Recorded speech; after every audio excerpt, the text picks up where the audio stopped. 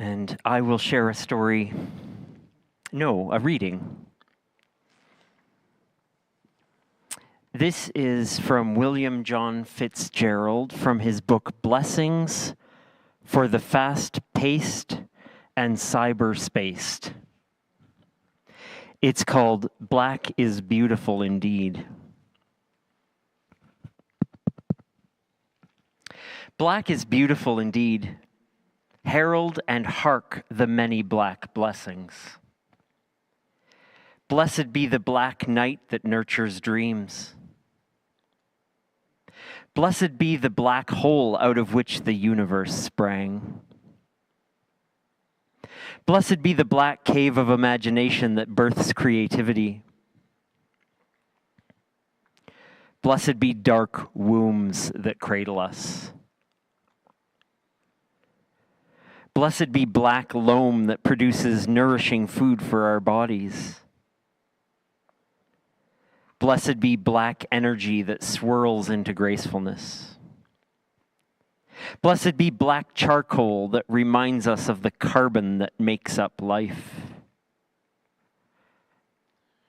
Blessed be the melanin of dark skin that in its shades of beauty. Blessed be black boiling clouds hurling down lightning and cleansing rain. Blessed be even our own darkness, our raw, undeveloped cave of shadows with their lessons to teach. Night friend of strength and power, show us the life within your darkness. Point to the holy dark in us, that we may freely affirm that black is beautiful indeed.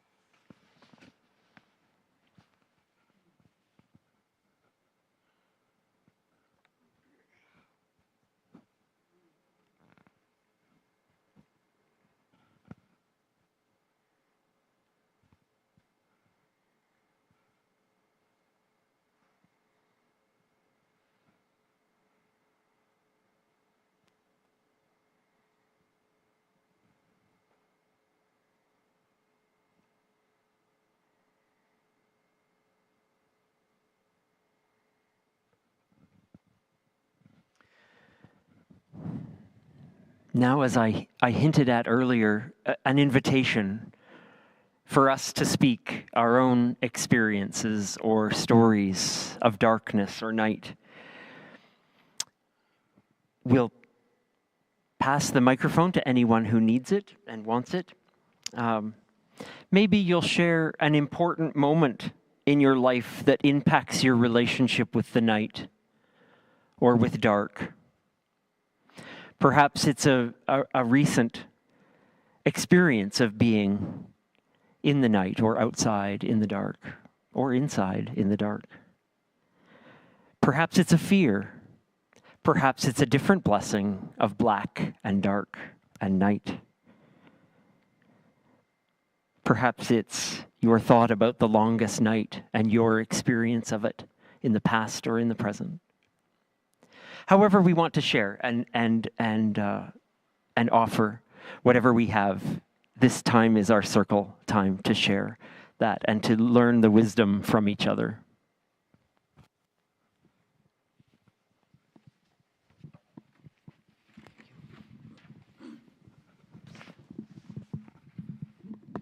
Hello. I would like to share something about me and my sister. My sister feared the dark. When the sun fell away, she searched the sky for stars like they were anchors, proof that something was still watching. When the clouds hid them, she trembled, not because of monsters, because she thought the light had abandoned her. I stayed. I did not tell her the dark was harmless. That would have been a lie. I told her the truth instead. The dark is not empty. It is where the light goes to rest. We sat together while the night moved around us, wind through grass, earth breathing slow and deep. Nothing reached for her. Nothing took her. The dark did not swallow the stars. It cradled them so they would not burn themselves away. When they returned, they were brighter. She still loves the light, but she no longer runs from the dark.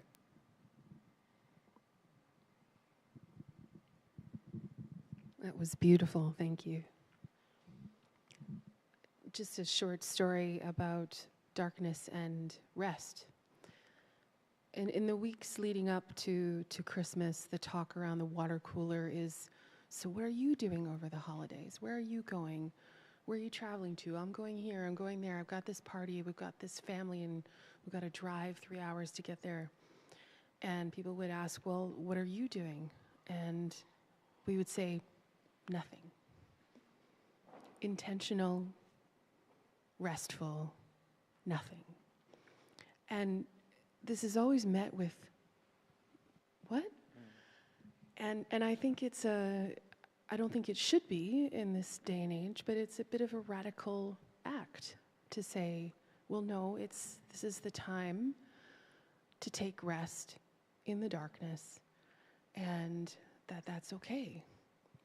And so that's what we're going to do, and it's going to be wonderful. And I wish all of that rest for you as well.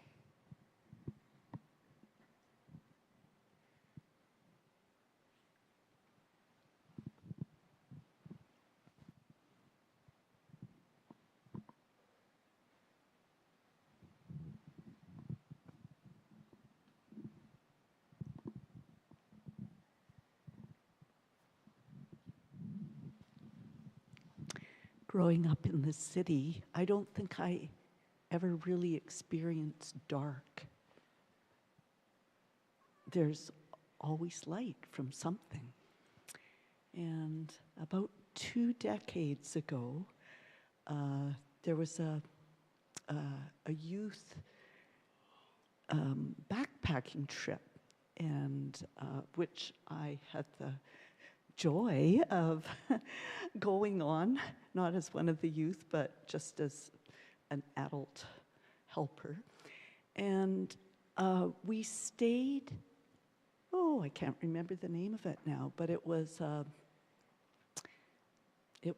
hut. We went up by Bow Falls, and we were in this hut, which was actually just like a trailer up on a ledge. Well, not a ledge. Anyway, I did not take a flashlight with me, and I had to get up during the night and just go down the hallway to the bathroom, and it was so dark, like I could not see a thing in front of me. It was incredibly dark, and it was such a new experience to literally be in the dark.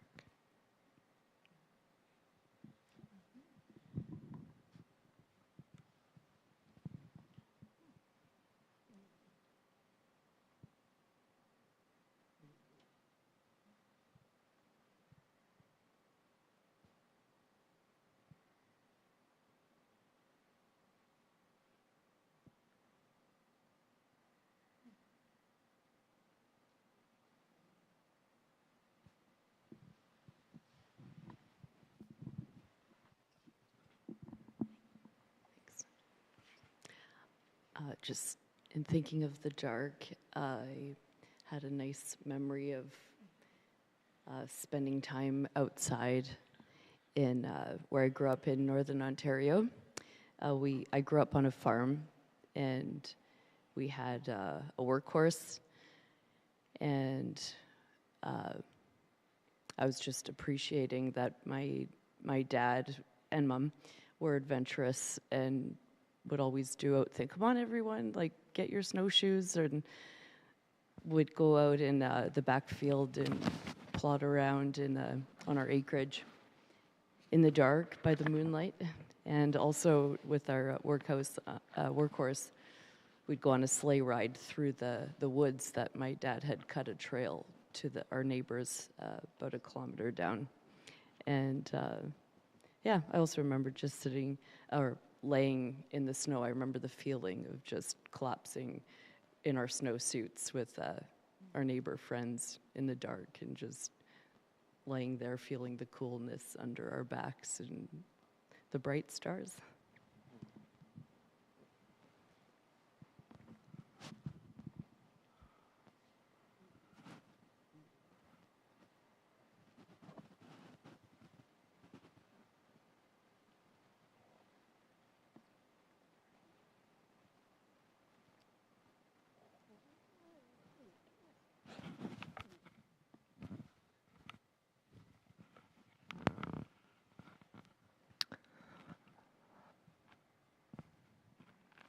Things are dark for a lot of people in Alberta right now.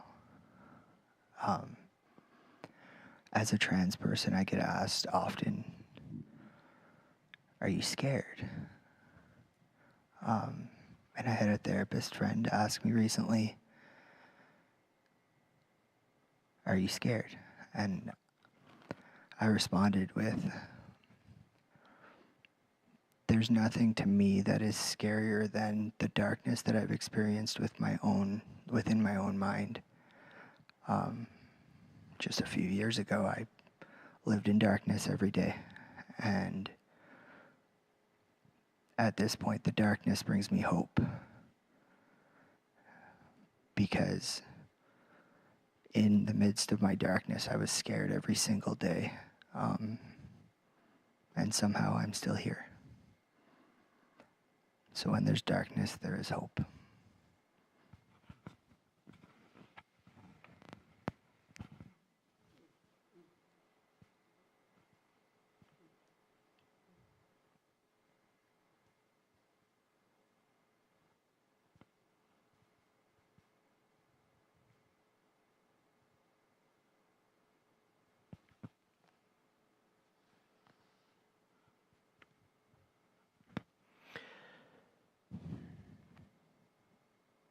Thank you for the openness to this sacred ground that is sharing stories, experience, wisdom.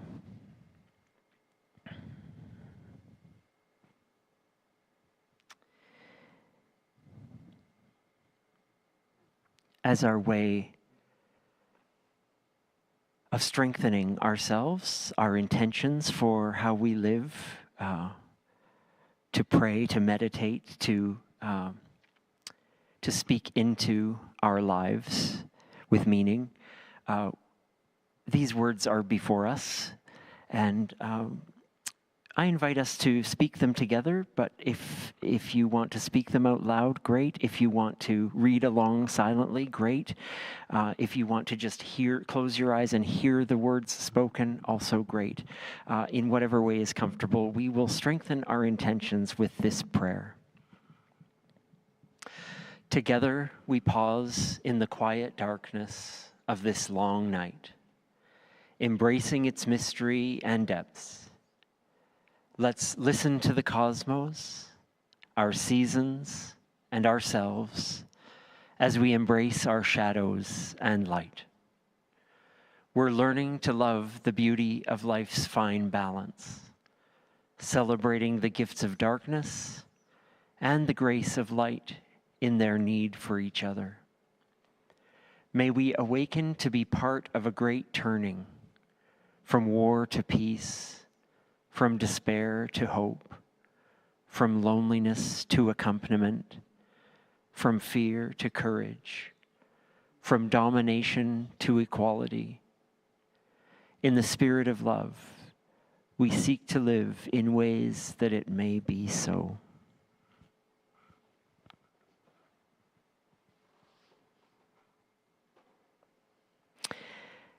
another song that has as its tune an old folk melody, and with words now that honor this darkest night of the year.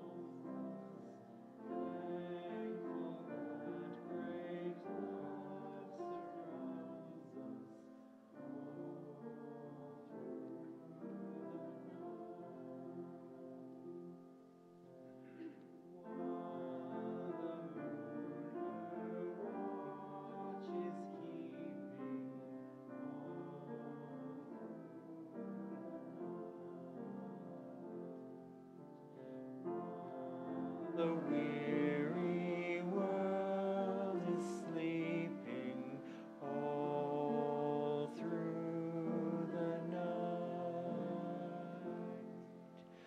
In our spirits gently seeding visions of delight revealing, breathes a pure and holy seeing all through the night.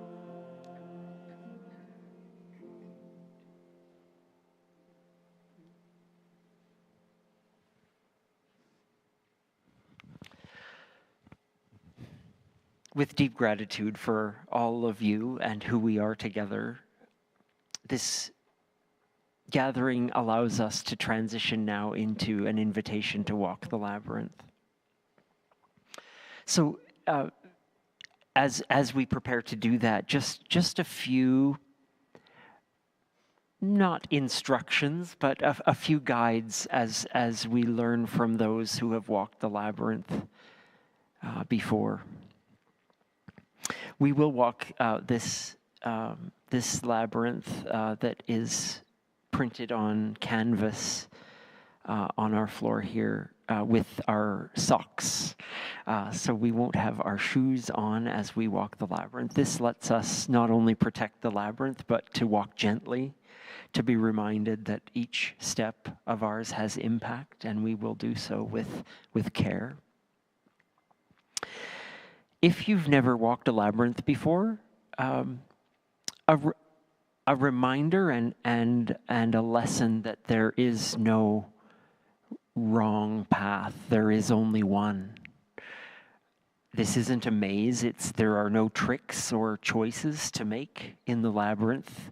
We follow the one path to the center.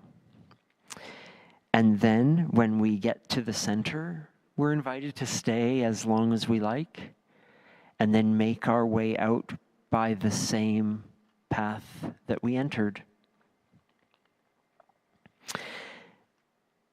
I'll invite us, of course, to be mindful of each other in the path, which is a wonderful metaphor for our living.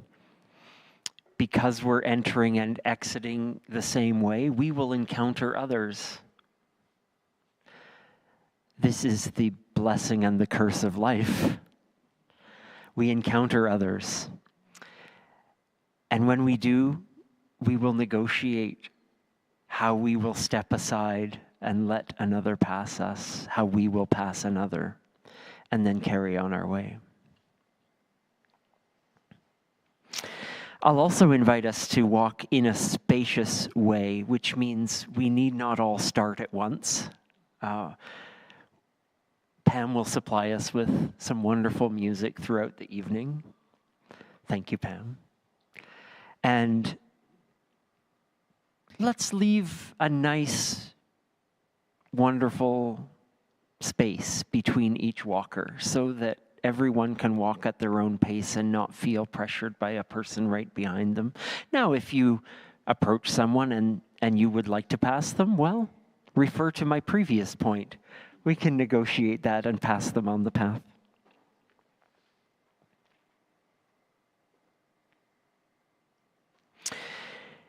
And once again, use this time as you like. It's yours. This is a time for you. There are the chairs we're sitting in here. There are some chairs all around the perimeter of the room. Feel free before or after your walk to sit, to watch, to experience in whatever way is helpful for you. There's also the floor. Many like to sit on the floor. You may leave whenever you wish, after you've finished walking or after this more formal gathering here. You're welcome to leave. There's no other formal ending, so feel free to come and go as you please for the rest of the night. May this time be for you what you need it to be on this longest night.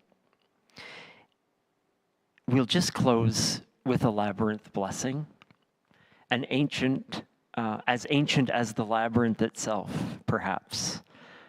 These words that go with us on our walk.